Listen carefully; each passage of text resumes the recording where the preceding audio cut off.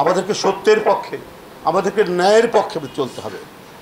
আল্লাহর বাণী হচ্ছে মানুষকে এইটাই শিখিয়েছে, পবিত্র কোরআন এইটাই শিখিয়েছে।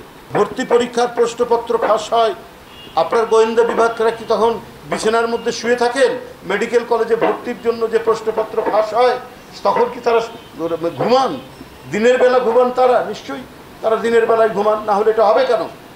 তার অপকর্ম, অনাচার এটিকে প্রতিষ্ঠা করার জন্য নানা ধরনের ইস্যু তৈরি করছে, নানা ধরনের ঘটনা তিনি নিজেই ঘটিয়ে জনগণের দৃষ্টিকে অন্যদিকে সরিয়ে দেওয়ার জন্য, অন্যদিকে ইস্যু তৈরির দিকে মানুষের চোখকে ঘুরিয়ে দেওয়ার তিনি প্রচেষ্টা চালাচ্ছেন।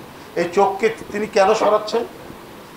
এই চোখকে এই জন্য চড়াচ্ছেন যে তার নিজের যে অপকর্ম, তিনি যে কাজগুলো করছেন বাংলাদেশের স্বাধীনতাকে বিক্রি করে দিয়ে, অর্থাৎ বাংলাদেশের ভিতর দিয়ে রেল লাইন স্থাপন করে এবং আরও নানা ধরনের দেশ বিরোধী চুক্তি করে তিনি যে কাজগুলো করতে চান সেই কাজগুলোর দিকে যাতে মানুষের চোখ না পড়ে, এই কারণেই তিনি দেশের জনগণের চোখকে অন্যদিকে সরিয়ে দিতে চান। তাই কখনো আমরা দেখেছি আজিজ কাণ্ড, কখনো দেখছি বেনজির কাণ্ড, কখনো দেখছি পিএসসির ড্রাইভারের কাণ্ড, কখনো দেখছি রাজস্ব দপ্তরের ঊর্ধ্বতন কর্মকর্তা মতিউরের কাণ্ড, কখনো দেখছি একজন সহকারী পিয়ন রাজস্ব দপ্তরের সাতক্ষীরার তার 100 কোটি টাকার কি বলে যে দুর্নীতির কাণ্ড।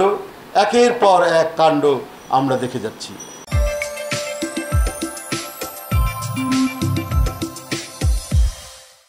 আর এই ইস্যুগুলো অত্যন্ত পরিকল্পিতভাবে এদেশের দামি সরকারের প্রধানমন্ত্রী তিনি তৈরি করছেন, গোটা জাতিকে ইস্যু প্রেমী বানানোর চেষ্টা করছেন। এটা প্রত্যেকটার পিছনে পরিকল্পিতভাবে এই সরকারের হাত রয়েছে এবং এই সরকার এটির জন্য দায়ী।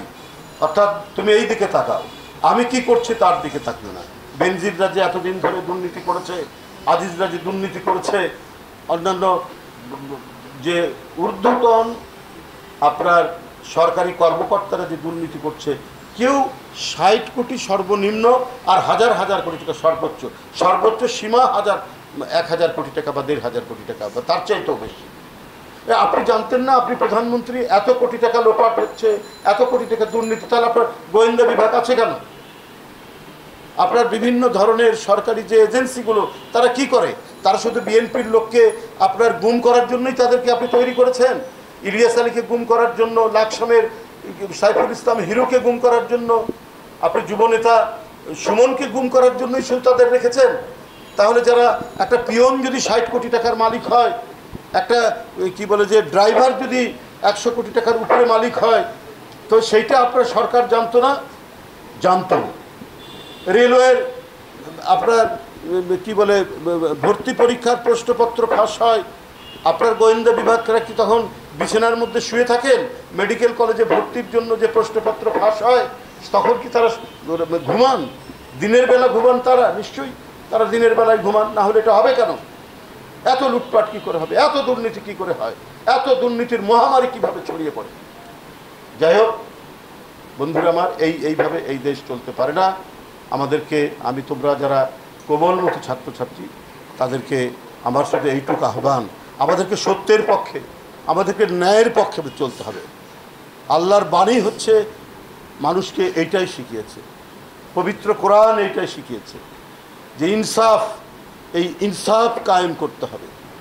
যারা ইনসাফকে অগ্রাহ্য করে শুধু নিজের অবৈধ ক্ষমতাকে টিকিয়ে রাখতে চায়, তারা কখনোই এই জালিমরা পৃথিবীতে কখনো টিকে নেই। আমি আপনাদের সবাইকে অনুরোধ করব, আমাদের প্রিয় নেত্রী, দেশীয় নেত্রী বেগম খালেদা জিয়া, যিনি এই দেশকে ছেড়ে, এদেশের মানুষকে ছেড়ে, অনেক স্বৈরাচারের রক্তচক্ষুকে উপেক্ষা করেও তিনি দেশ ছেড়ে যাননি, সেই মহান নেত্রীর সুস্থতা কামনায়, তার দীর্ঘায়ু কামনায় আপনারা আল্লাহর কাছে দোয়া করবেন।